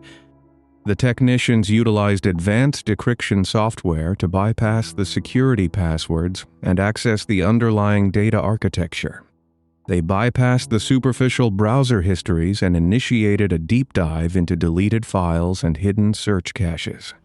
The reconstructed digital footprint exposed a horrifying sequence of premeditated actions executed over the preceding weeks. Timestamps proved that the user conducted highly specific internet queries detailing the fabrication of homemade firearm silencers.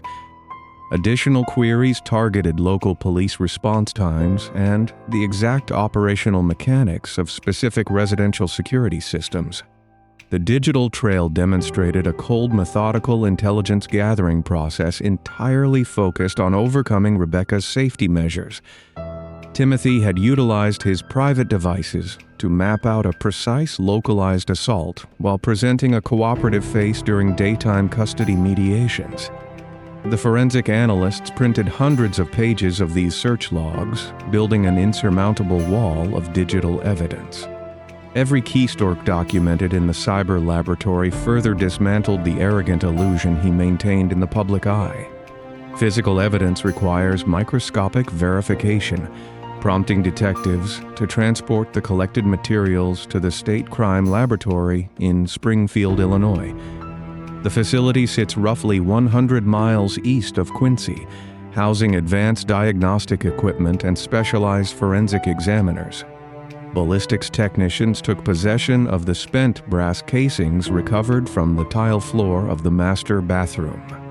They mounted these casings under high-powered comparison microscopes, isolating the unique microscopic striations etched into the metal upon discharge. The examiners then introduced the filing instruments and polymer fragments seized from the Hampshire Street basement workbench. They compared the microscopic tool marks left on the homemade suppressor components directly against the specific friction patterns scarred into the brass casings. The unique signatures aligned with flawless, undeniable precision, linking the tools in the basement directly to the tragic end on Kentucky Road. The physical science bridged the gap between the digital search history and the grim reality of the crime scene. Despite this monumental breakthrough, rigid legal protocols and jurisdictional requirements forced investigators to construct a massive foolproof affidavit before moving forward. The state attorney demanded absolute procedural perfection to prevent any defense loopholes during a future trial. Timothy remained free in the Quincy community during this bureaucratic delay, walking the streets with an arrogant confidence that his plan had succeeded. Detectives worked relentlessly through the night, compiling the forensic, digital, and circumstantial puzzle pieces required to finally secure an arrest warrant. The route connecting Hampshire Street to the affluent subdivision on Kentucky Road spans an estimated distance of 5 miles, featuring winding suburban streets and commercial arterial roads. Detectives recognized that a vehicle would leave a recognizable digital footprint across municipal license plate readers. They dispatched field teams to knock on doors along every plausible path between the two residences. Officers collected hundreds of hours of raw video data from private residential security systems and commercial storefront cameras. Analysts back at the central precinct sat in darkened rooms staring at illuminated monitors to review the footage frame by frame. Deep into the digital archive, a chilling visual sequence emerged from the dead of night on February 23rd. A lone figure pedaled a bicycle through the freezing darkness, bypassing illuminated main streets in favor of shadowed side alleys. The rider wore an unmarked backpack and moved with a deliberate, rehearsed cadence toward the eastern edge of Quincy. Analysts enhanced the grainy footage, isolating the distinct height and physical build of the cyclist. The physical dimensions matched Timothy Bleifnick with undeniable, terrifying precision. The arrogant predator believed he had circumvented modern surveillance by utilizing a rudimentary mode of transport. The neighborhood cameras captured his silent, calculated approach, exposing the final fatal gap in his grand design. The accumulated mountain of digital, physical, and visual evidence overwhelmed the rigid legal thresholds required by the state attorney. Warrants secured the necessary judicial signatures, setting the stage for a decisive law enforcement intervention. On the morning of March 13, 2023, the Quincy Police Department mobilized a specialized tactical unit. Armored transport vehicles rolled to a stop outside the historic rental home on Hampshire Street, shattering the quiet morning routine of the neighborhood. Tactical operators in heavy ballistic gear established a secure perimeter around the property, aiming their rifles at the front door. The strike team breached the threshold with massive force, neutralizing any opportunity for the suspect to destroy evidence or barricade the interior. Officers located Timothy Bleifnick inside, stripping away his polished public facade and securing his wrists in heavy steel cuffs. The arrest warrant listed charges of home invasion and the premeditated, permanent conclusion of Rebecca's life. The man who once smiled for national television audiences now stared at the floor, flanked by armored operators. Detectives marched him out the front door, parading the arrogant architect of this tragedy past a crowd of shocked onlookers. The heavy metal doors of the police transport van slammed shut, terminating his reign of psychological terror. The community watched as the illusion of the perfect suburban father crumbled into dust. The Adams County Courthouse stands as a prominent fixture in downtown Quincy, representing the very system that failed to protect Rebecca in past months. In May 2023, the venue transformed into a high-security arena for a televised legal reckoning. The prosecution constructed a staggered, devastating timeline of evidence over the course of a grueling trial. The state detailed the catastrophic failure of the civil court system, highlighting how a piece of paper provided no physical barrier against a determined stalker. They presented the homemade suppression device components, the matched brass casings, and the chilling internet search history to a captivated jury. Timothy sat at the defense table, his trademark arrogance replaced by a stoic, rigid posture as the prosecution dismantled his alibi. The defense attempted to introduce reasonable doubt by pointing to the lack of direct eyewitness testimony inside the master bathroom.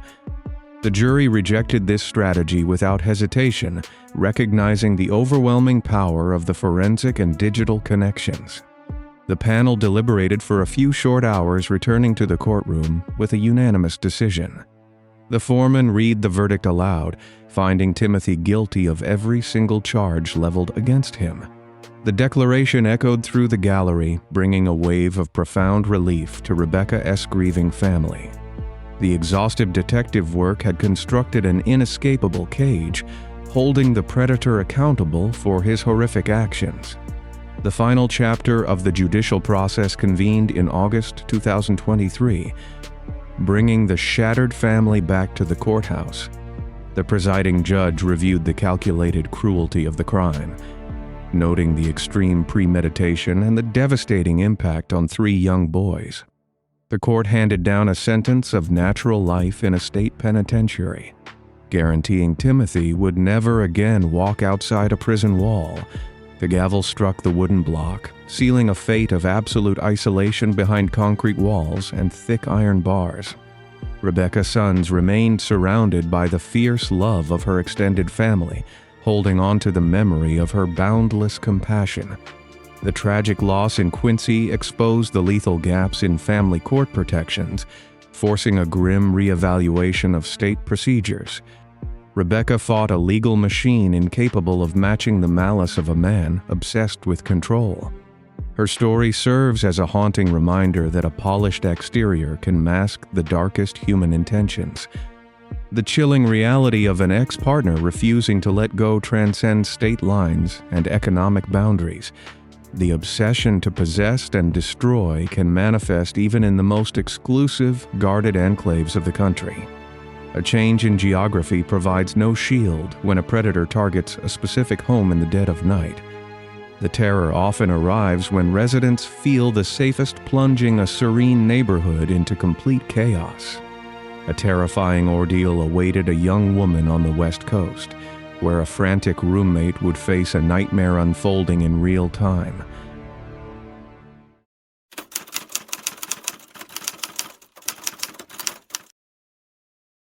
The heavy silence of a Hollywood Hills neighborhood shattered at 1:15 in the morning on February 15, 2020. Piercing screams echoed down the dark, narrow streets, prompting frantic calls to emergency dispatchers.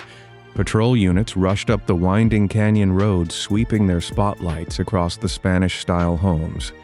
They arrived to find a young woman lying on the concrete patio, beneath a towering third-story balcony, suffering from catastrophic injuries. Above her, a terrified roommate stood shivering on the street, recounting a desperate escape from a shadowy intruder who had broken into their sanctuary. The pristine facade of a quiet, upscale enclave crumbled in an instant, leaving behind a profound, terrifying mystery. Amy Harwick was 38 years old, radiating an unmistakable warmth that drew people toward her. She built a thriving career as a licensed marriage and family therapist in Los Angeles, California. Her office sat in the bustling heart of West Hollywood, where she spent her days helping couples navigate their emotional struggles. Patients valued her empathy, sharp intellect, and unwavering dedication to their mental well-being. Amy had authored a successful book establishing herself as a respected voice in her field. She appeared on television programs sharing her expertise with a calm, authoritative presence.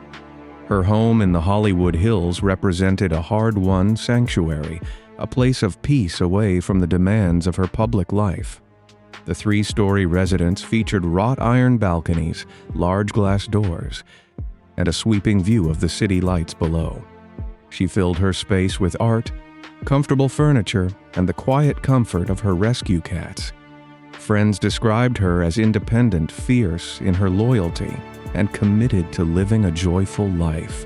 She loved hosting small gatherings, filling her dining room with laughter and music to the outside world. Amy Harwick had curated a beautiful, perfect existence, yet a dark shadow lingered from her past, a presence she believed she had managed to banish years prior. Nearly a decade earlier, Amy had endured a turbulent, controlling relationship with a man named Gareth Pursehouse. Pursehouse worked as a software developer and occasional photographer, masking a volatile temperament behind a quiet, unremarkable demeanor. Their relationship deteriorated as his possessive behavior escalated into an overwhelming, suffocating grip on her daily routine. He monitored her communications, demanded constant access to her schedule, and subjected her to relentless psychological pressure. Recognizing the severe threat to her safety, Amy summoned immense courage and severed the connection. She refused to tolerate his intimidation tactics and turned to the legal system for protection. In the year 2011, and again in 2012, she secured strict protective orders against him. The court mandates forbade Pursehouse from making any contact, forcing a physical and legal barrier between them. She documented his erratic behavior, presenting a clear record of his obsession to a judge. For years, the legal shield held firm, allowing Amy to rebuild her confidence and focus on her soaring career. She moved forward, leaving the anxiety of that era buried in the past. She believed the nightmare had reached a permanent end, trusting that time and distance had erased his fixation. Ami established a solid routine, moving through the vibrant streets of Los Angeles with a renewed sense of security. She spent her weekends exploring local farmers markets, hiking the sun-baked trails of Runyon Canyon, and attending professional galas. Her social circle consisted of fellow therapists, artists, and prominent figures in the entertainment industry. She shared her multi-level apartment with a roommate, adding an extra layer of comfort to her daily life. The roommate, a close friend, occupied a bedroom on the lower floor, while Amy kept her primary suite on the top level. Heavy wooden doors and modern lock systems secured the entrance, creating a perimeter that felt impenetrable to outside threats. Amy installed security cameras around the property, a standard precaution for high-profile individuals living in the hills. The steep incline of the street and the dense foliage surrounding the house provided natural privacy barriers. She took pride in her independence, driving her dark luxury sedan through the winding canyon roads late at night without fear. Her colleagues admired her resilience, viewing her as a role model who had triumphed over past adversity. She dedicated her life to teaching others how to establish healthy boundaries, using her own experiences to guide them. No one suspected that a ghost from a decade ago still lurked in the periphery of her thriving world. The fragile barrier of time shattered in mid-January, the year 2020, during a professional awards gala. Amy attended the event in downtown Los Angeles, dressed in elegant attire and surrounded by industry peers. The massive venue featured blinding camera flashes, a sprawling red carpet, and hundreds of attendees mingling in the main hall. While walking through the crowded reception area, Amy crossed paths with Gareth Pursehouse by pure chance. Pursehouse had secured press credentials for the event, working as a photographer on the fringes of the red carpet. The sudden, unexpected proximity sent a profound shockwave through Amy, reigniting the dormant terror of her past. Pursehouse approached her with alarming intensity, his demeanor shifting from professional detachment to frantic obsession. He confronted her near the velvet ropes, creating a tense, disturbing scene in front of dozens of onlookers. Witnesses noted his agitated state, describing his behavior as erratic, confrontational, and unsettling.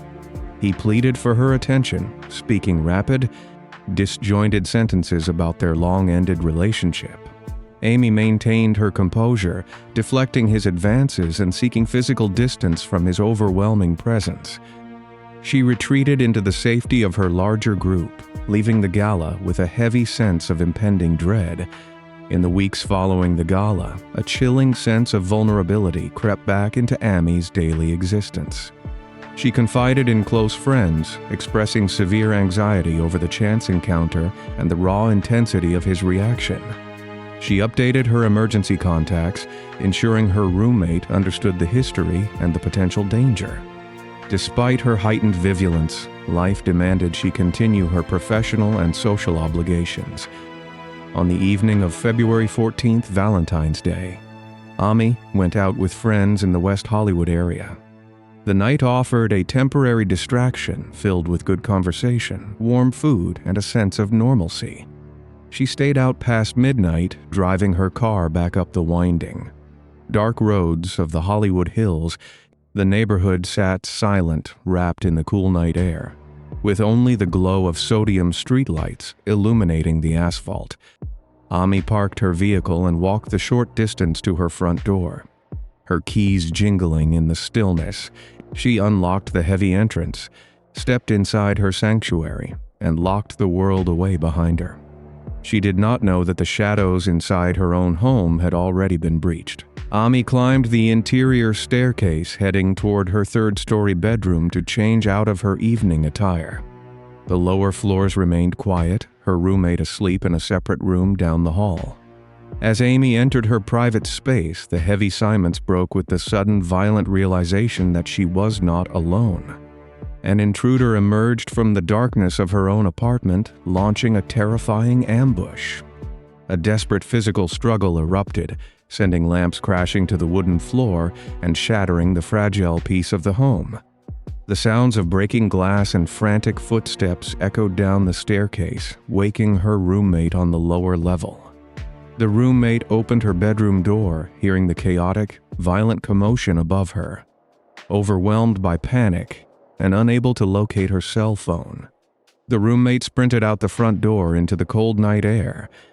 She pounded on the doors of neighboring houses, screaming for someone to call emergency services. Back inside the third-story suite, Amy fought for her life against a man whose obsession had consumed all reason. The confrontation spilled onto the outdoor balcony, a wrought iron platform suspended high above the concrete patio below. The ultimate barrier between safety and a catastrophic end vanished in the darkness of the canyon. Patrol officers established a strict perimeter around the property, stringing yellow barrier tape across the driveway entrance. Paramedics loaded Amy into the back of an ambulance, rushing her down the canyon roads to a medical center. Despite the desperate efforts of trauma surgeons, she succumbed to the catastrophic injuries sustained from the three-story fall. Homicide detectives from the Los Angeles Police Department arrived at the Hollywood Hills residence hours before dawn. They stood on the street level, examining the concrete patio area beneath the towering architecture of the home. The investigators walked up the exterior steps, noting the layout of the property and the dense vegetation shielding the side yards. Upon reaching the front door, they observed clear signs of forced entry. Splintered wood and deep gouges in the doorframe marked the point of a violent breach. The detectives crossed the threshold into the lower hallway, stepping over debris left by the fleeing roommate. They climbed the interior staircase, capping the path of the physical confrontation. The third-floor primary suite resembled a war zone with overturned furniture and a shattered glass door leading onto the exterior balcony. Crime scene technicians arrived with heavy equipment cases, illuminating the dark suite with high-powered halogen lamps.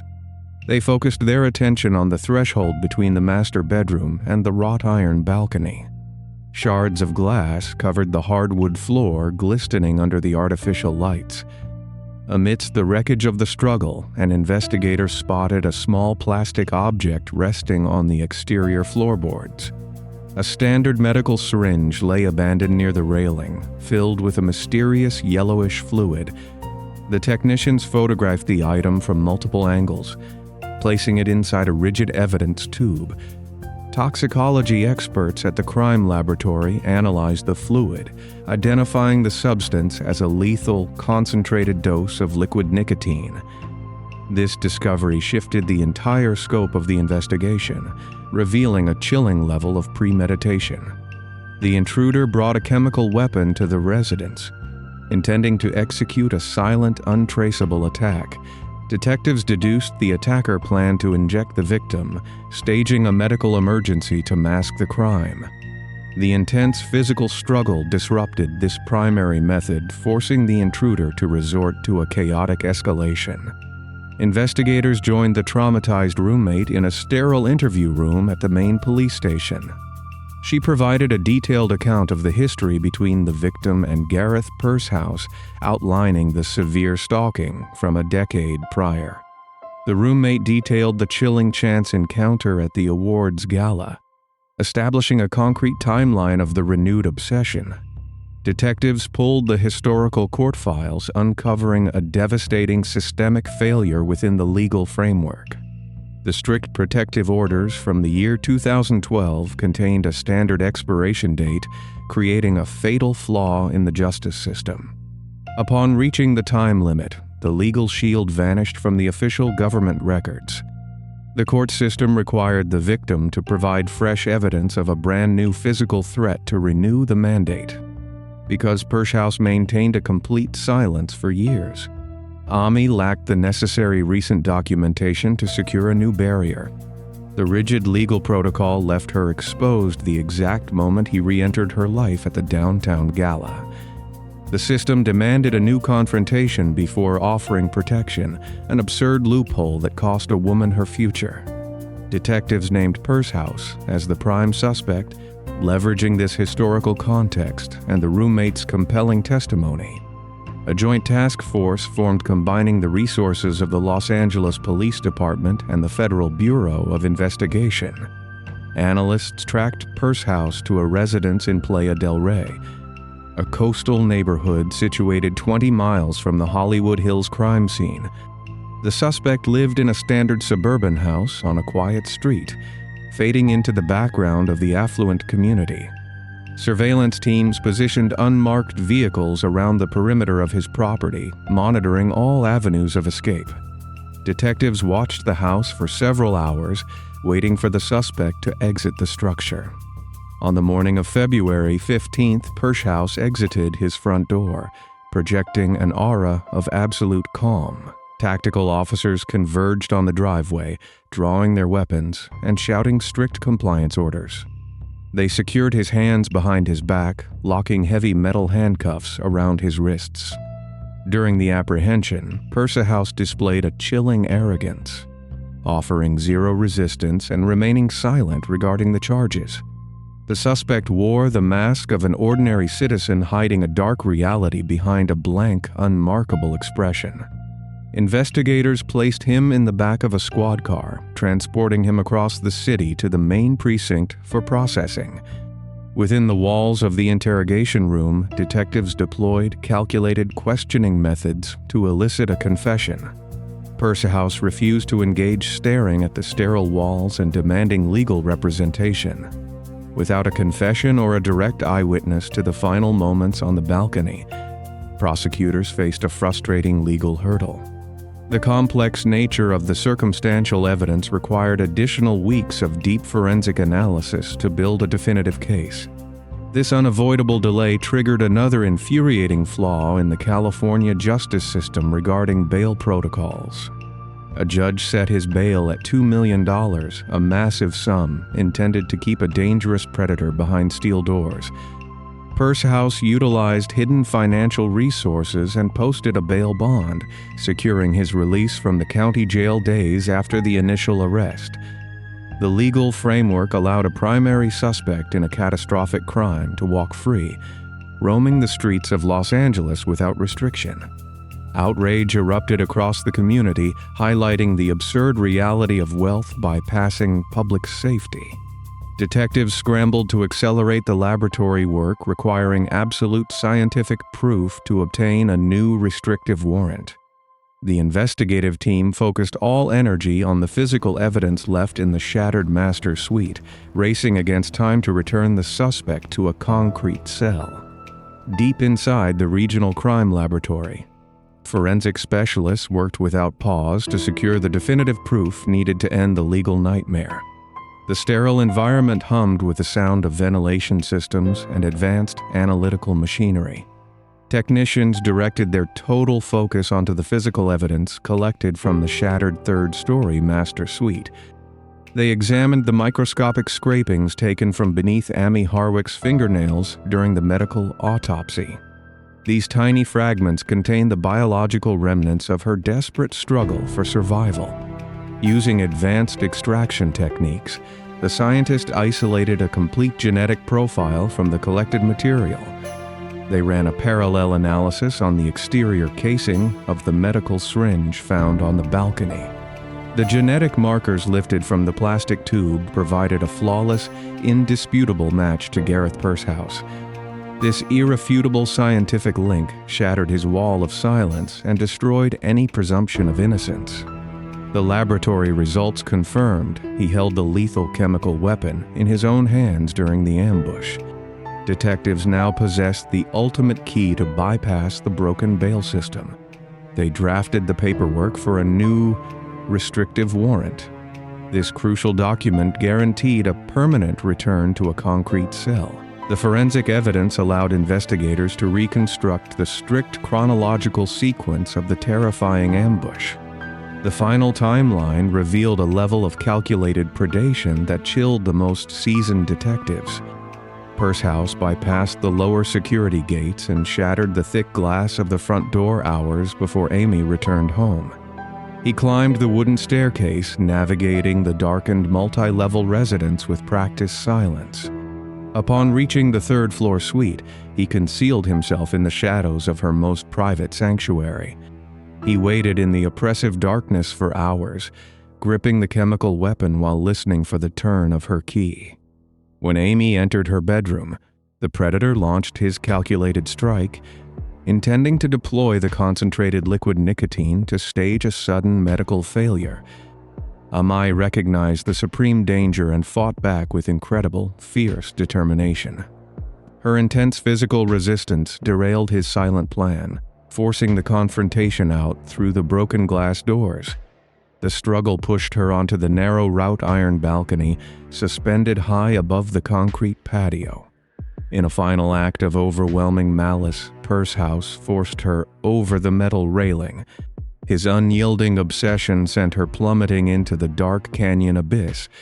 He stole her future, ensuring she met a brutal, permanent end, armed with the irrefutable genetic match and the reconstructed timeline. The Joint Task Force moved with immense urgency. They drove 20 miles across the city grid, returning to the quiet coastal streets of Playa del Roy. Surveillance teams had maintained a constant invisible watch over the suspect since his controversial release on bond. The tactical units positioned heavy armored vehicles across the intersections, sealing all possible escape routes.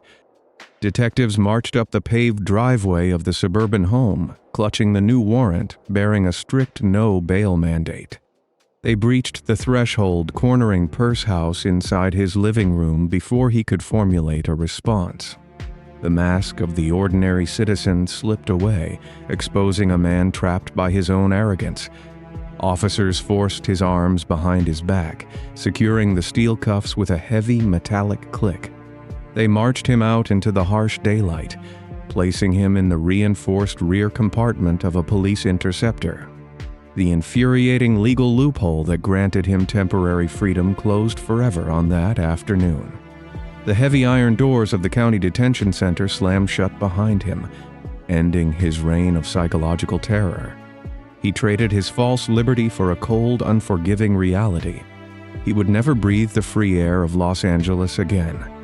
The pursuit of justice culminated inside a sprawling concrete courthouse in downtown Los Angeles during September of the year 2023. Inside the wood-paneled courtroom, prosecutors presented a masterclass in meticulous legal strategy.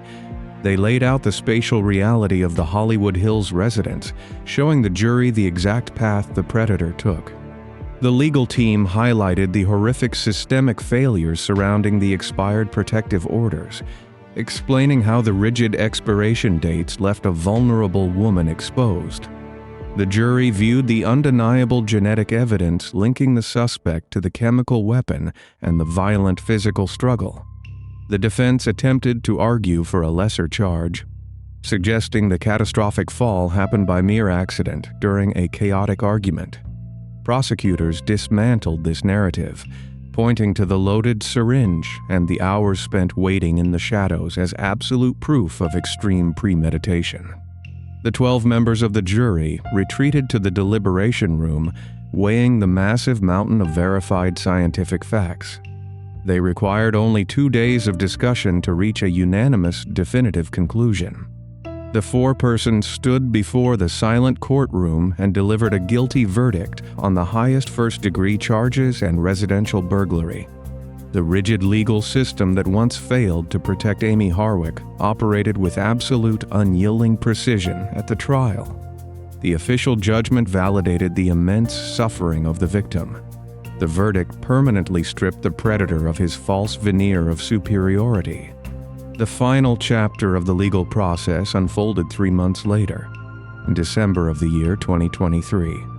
The sentencing hearing brought an overwhelming emotional weight to the sterile judicial chambers. Friends and colleagues approached the wooden podium, delivering powerful impact statements that echoed through the quiet gallery. They described Amy as a beacon of empathy, a fierce protector of boundaries, and a woman who refused to let fear dictate her existence. The judge listened with deep focus, acknowledging the profound, irreversible loss suffered by the Los Angeles community. Looking face to face at the defendant, the presiding judge delivered the ultimate consequence authorized by the state penal code. Gareth Pershouse received a definitive sentence of life in a maximum security state prison, stripped of any possibility of future parole. He traded his quiet coastal home for a windowless concrete cell, where he will remain confined until his final breath. The heavy iron bars provided the permanent barrier that the initial protective orders could not maintain. Ami Harwick leaves behind a beautiful legacy of strength, reminding society of the urgent need to overhaul outdated legal protection frameworks. Her story stands as a chilling testament to the devastating reality of obsessive control masking itself as ordinary affection. While this specific predator will spend his remaining decades staring at a locked steel door, he is far from the only threat hiding behind a mundane disguise. In fact, our next investigation proves that the most dangerous individuals often operate under the guise of an ideal family man, waiting in the shadows to shatter the grand illusion of safety.